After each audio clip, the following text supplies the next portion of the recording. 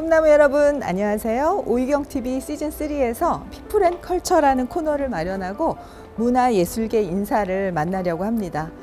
오늘 그 첫 번째 주인공으로 회화작가 권기수 작가를 만나려고 하는데요. 이곳은 사실 제가 평창동 산책길에 방앗간처럼 자주 들리는 곳이에요.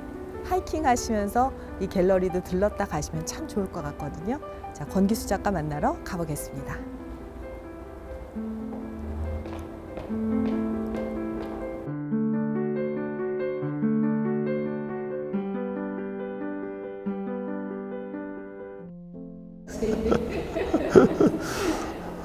아유, 대표님.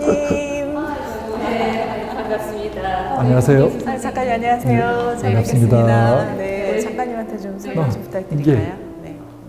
이 작품이 지금 이번 전시의 대표작. 예. 예. 뭐, 네, 작가님 작품에 항상 동그리가 등장하는데 네. 당연히 이번 작품에도 동그리가 있네요. 아, 그렇죠. 예. 뭐, 많은 분들이 동구리가 있는 작업을 사랑해 주셔가지고 이렇게 전시 공간에서는 가급적이면 동굴이 있는 그림들이 많이 소개되고 있습니다. 네, 네. 이 동그리는 어떤 뜻인 거예요?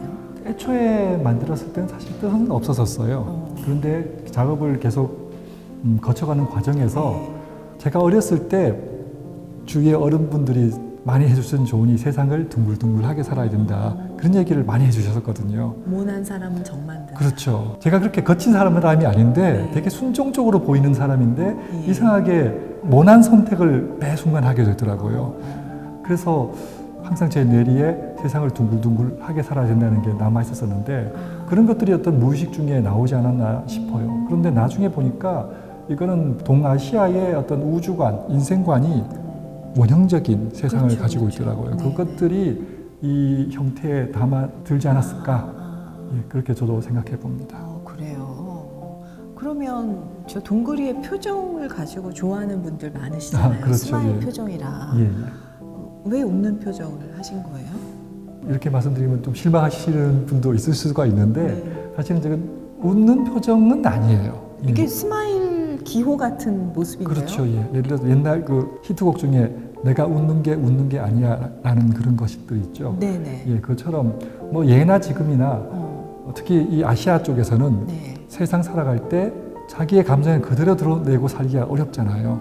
그게 지금의 모습도 당연히 그렇고 우리 조선시대 때도 그랬었을 것이고 중국도 그렇고 일본도 그렇고 네네. 예, 그런 것들을 표현한 것들입니다. 그러니까 웃고 있는 건 맞는 얘기지만은 네. 꼭 웃는 상황은 아닌 거죠. 그래서 다른 표정을 지울 수 없이 항상 웃고만 있어야 되는. 그렇죠. 그게 이 방송에서 아나운서의 표정 같은 건가요? 그런가요? 카메라를 네. 댔을 그렇죠. 때 지금 저희 저절로 인상을 줄 수가 위해서. 없죠.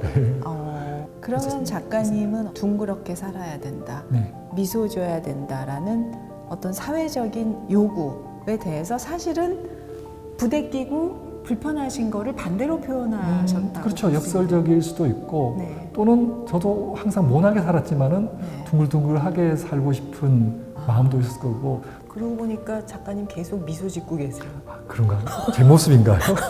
아니 근데 그 표정이 예. 이 내면에는 계속 웃는 것이 아니라 희노애락의 여러 것들을 그렇죠. 감추고 있다. 예, 예. 뭐 이런 뜻이. 제 그림이 사실은 대부분 그렇게 웃을 수만 없는 상황들을 그리는 상황이 많아요. 제일 특히 이 배를 타고 있는 거, 이 그림이 해당되는 건 아니지만은 네. 배를 타고 있는 그림이 처음 시발된 아이디어가 강태공 이야기였거든요. 결말적으로는 강태공은 재산까지 오르는 그렇죠. 성공한 삶은 되겠지만은 네. 7, 80세까지는 그 지난한 세월을 인고의 세월이죠. 그렇죠. 예.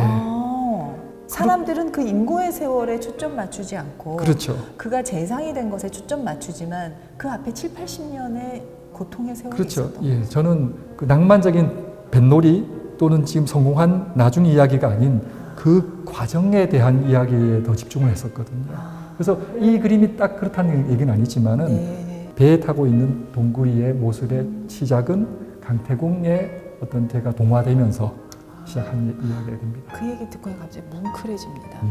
근데 원래 작가님이 이렇게 대나무를 많이 그리셨던 걸로 그렇죠. 알고 있는데 예, 그랬었죠. 지금 풀들은 대나무가 아닌데요? 그렇죠. 이게 이 얘기를 하다 보면 너무 구체적으로 얘기가 되는데 저는 네. 사실 그림에 대해서 제가 직접적인 발언을 하는 것을 되게 자제를 하고 있어요. 너무 구체적으로 예. 얘기가 전달되면은 이걸 보시는 화자들이 자기 이야기로 받아들이지 않게 되거든요. 네. 그래도 뭐 전체적인 이야기를 하다 보면은 지금 저기 대나무가 조금 숨어 있긴 한데요. 대나무 시리즈는 제가 중림칠연을 제가 어릴 때부터 굉장히 동경했던 이야기였는데 네. 그 중림칠연에서 이야기를 발전시켜 나갔었는데 사실 중림칠연은 되게 정치적인 이야기거든요. 근데 우리가 현재 받아들이기에는 낭만적으로 받아들이잖아요. 그 대나무 이야기 이외에 또 새로운 이상적인 이야기, 이상향을 어떻게 표현할 수 있는 기호가 있을까라고 고민하다가 파초라는 것들을 새롭게 또 발견하게 됐습니다. 파초도 조선시대 때 왕에서부터 사대부까지 어떤 이상을 그리고 싶을 때 많이 이용했던 정조대왕님의 파초도도 아주 유명하고 김홍도도 그 파초도 위에 그림을 그리고 글씨를 쓰는 자화상도 있고 그래서 대나무 시리즈와 함께 파초 시리즈를 펼친 게 지금의 이 숲 시리즈가 됩니다. 작가님께서는 어떤 그런 동양화적인 모티브를 네. 갖고 오고 싶었기 때문에 이제 그런 거에서 파초라는 걸 그 어떻게 보면 그렇죠. 의미를 의미를 담으신 담았는데 제가 너무 이렇게 또 그렇다고 해서 동양화의 베이스를 갖고 있다는 걸 강조를 하고 싶지는 않아요. 그래서 많이 흔히들 말씀하시는 게 뭐 동양화의 재해서 네. 현대화 이런 말씀을 많이 네. 하시잖아요. 그것도 틀린 말은 아닌데 제가 조금 부담스러워하는 게 예를 들어서 집에서 김치를 담글 때 또는 밥을 할 때 우리가 100년 전 우리 조상님들의 김장을 내가 재해석해서 오늘 김치를 담글 거야. 이렇게 생각하면서 맨날 김치를 담그고 밥을 하시지 않잖아요. 그렇죠. 하지만은 우리의 무의식 중에 100년 전, 200년 전, 300년 전 조상님들이 했던 방식을 그대로 따라하지만은 실제 형태는 매우 현대적이고 지금 이 시대에 맞게끔 우리가 즐기잖아요. 뭐 제 그림도 그렇게 봐주시면 좋겠어요. 너무 전통에만 매이지 마시고 지금 우리가 살아가는 이야기를 그리고 있다라고 봐주시면 좋겠어요. 이 작가님께서는 어떤 틀에 지어지는 걸 원하지 않는다. 그렇죠. 네. 저는 100분의 관람객이 있으시면은 100분이 다 오해를 하셨으면 좋겠어요.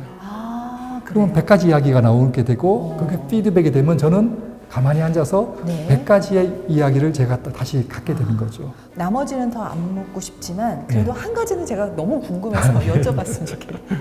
아무리 생각을 해도 잘 모르겠어서 직선으로 내려온 저 사각형 있잖아요. 저게 빗물이 떨어지는 건가 이슬이 떨어지는 건가 많이 생각을 해봤어요.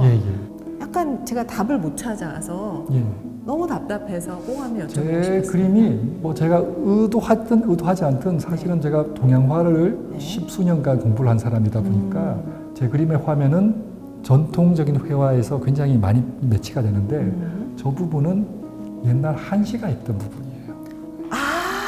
그런데 동양화는 항상 글과 그림이 같이 그렇죠. 있죠. 시서화가 일치가 되죠. 네네네. 그런데 지금의 작금의 시대에 사실 그 한문을 그대로 읽고 해석할 수 있는 분은 드물잖아요. 특히 젊으면 젊을수록. 그렇죠. 하지만 그럼에도 불구하고 한시가 적혀 있는 부분에서 우리는 그런 멋들어짐을 정확하지 않지만 느낄 수가 있거든요. 그거를 저는 칼라로 치환시킨 겁니다. 알겠습니다. 다 와닿았습니다. 그래요? 하나 여쭤보고 싶은 게 있지만 왜 이렇게 다른 그림과 달리 사각형을 많이 넣었나? 그것도 뭐 얘기는 해드릴 수 있을 것 같아요. 그래요? 네네. 옛날에 산수화는 이렇게 길게 많이 그렸잖아요. 두루마리로. 그거의 장점이 있는데 시공간을 초월할 수가 있어요. 위에는 뭔가 신선한 세계를 그리고 아래는 그 사람의 왜 선빚는 세계를 그리고 이런 거 가능하죠. 그럼 시대도 다르고 시간도 다르고 애기여서부터 노인까지 그릴 수 있으니까 시간과 공간을 그림 그리는 사람이 마음대로 조절할 수가 있거든요. 근데 지금 현대화를 그렇게 길게 그리기는 쉽지가 않아요. 좁게 그리다 보면은 거기에 그 두루마리 형식의 장점을 하는 게 지금의 다중우주와 어떤 형식적으로는 비슷한 부분이 있어요. 그래서 여러 가지 이야기를 한 화면에 겹치기 위해서 이런 방식을 고안해냈습니다. 와, 속 시원해. 딱 하나만 더 좀 여쭤보겠는데 잠깐 이 작품은 좀 독특하게 동그리 눈이 갑자기 동그랗게 커지면서 이렇게 안에 꽃 같은 거 막 달, 별이 가득해서 다른 동그리보다 좀 더 귀여운 것 같아요. 그렇죠. 좀 더 괴기스럽지 않나요? 아니 저기 눈이 그렇게 꿈꾸는 눈이 되다 보니까 사실은 저 눈동자가 없을 때는 좀 괴기스러워 보였거든요. 근데 눈동자가 보이니까 괴기스럽지 않고 좀 사랑스러워 보이고 꿈꾸는 소년 같고 그런 네. 느낌이 들었어요, 저는. 그 정도만 해석해 주셔도 네. 충분히 제 마음에 어느 만큼을 읽으신 것 같은데. 그래요? 예, 우리가 사실 진실을 알고 싶을 때 그 사람이 눈을 뚫어지게 보게 되잖아요. 그러면 그 깊이가 무한대로 늘어나거든요. 그래서 저도 사람의 눈 속에 새로운 우주를, 그 사람의 우주를 집어넣어 봤습니다. 눈에다가 하나의 우주를 더 집어넣어서 저도 다양한 이야기를 할 수가 있고 보시는 분도 더 다양한 이야기를 스스로 해석할 수 있게끔 한 장치이죠. 네. 이 작품에서 금박으로 다 바탕을 네. 하셨는데 네. 금색 아크릴 쓰신 건가요? 아니요, 진짜 한약에서 쓰는 진짜 금. 진짜 금이에요? 진짜 금박을 이용했습니다. 굳이 진짜 금을 사용하신 이유가 있나요? 저도 옛날엔 돈이 없어서 진짜 금이라는 걸 구경하기가 힘들어가지고 뭐 무시하고 있었었는데 네네. 진짜 금을 써보니까 물성 차이가 어마무지해가지고 완전히 별개의 세상이 되거든요. 지금 되게 장식적으로 보이게 되는데 네. 처음에는 사실 저도 좀 물질성을 고발하기 위해서 물질이라는 게 얼마나 허망한 거를 보여주고 싶어서 이 금박을 붙여봤거든요. 붙이고 나니까 제 스스로 보기에도 달라. 왜 이렇게 성스러울까? 그리고 왜 영혼이 느껴질까? 그래서 이 금이라는 거는 예전부터 그렇죠. 높은 곳, 낮은 곳, 화려하고 속된 것들 이런 것들이 동시에 존재해 왔더라고요. 그 두 가지 속성을 제 그림에 다 담고자 하는데 아주 좋은 매체라는 걸 늦게나 발견했습니다. 작가님이 그 매체를 다양하게 쓰시잖아요. 그래서 금을 활용한 또 조형물이 있더라고요. 예. 그것도 좀 보러 갈까요? 예, 한번 같이 보시죠. 네. 이건 너무 귀여워요, 작가님. 예.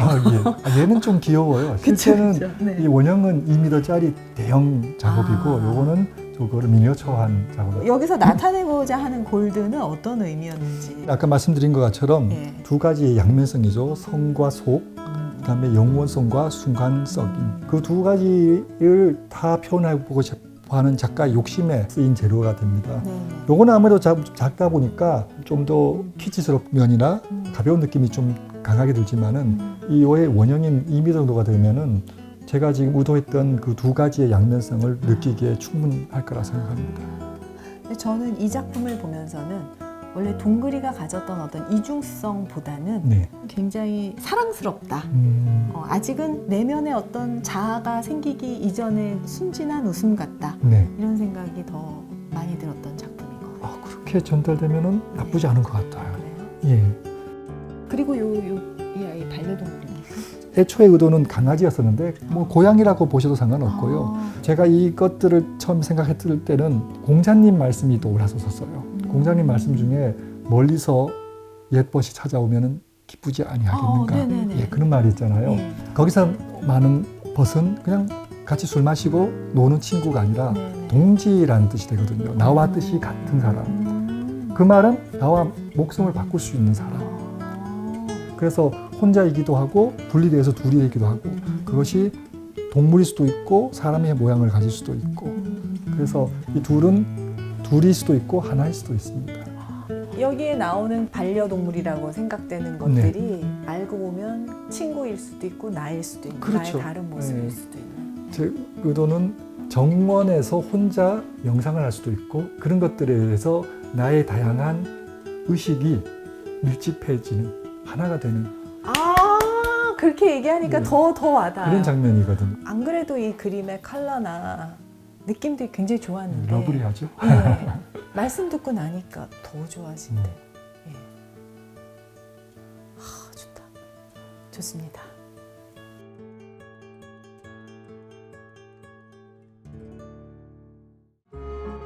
그때 작업실 같이 있는 친구가 진짜 미쳤다고 생각했대요. 뭐 춤을 추면서 그리고 뭐 물감 튀기든 말든 그 비싼 작업실 월세 뭐 임대료를 내면서 그 짓을 하고 있었던 거예요. 지금 오버하는 게 아닌가. 예, 지금 아마 흔히 하는 말로 집에 가서 오늘 이불킥을 10번을 할 것 같은데 어떻게 해야 될지 잘 모르겠어요.